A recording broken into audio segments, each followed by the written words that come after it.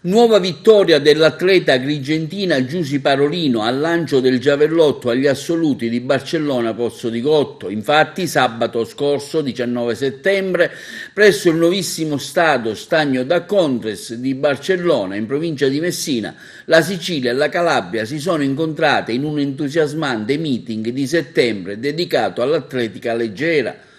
In campo oltre 120 atlete delle categorie giovanili e assolute. Il programma è stato dedicato esclusivamente ad alcune corse e al lancio del giavellotto. L'evento ha rispettato il protocollo per la ripresa delle competizioni su pista di atletica leggera. L'atleta della Sal Catania, Giusy Parolino, conquista nel lancio del giavellotto la terza vittoria post-Covid.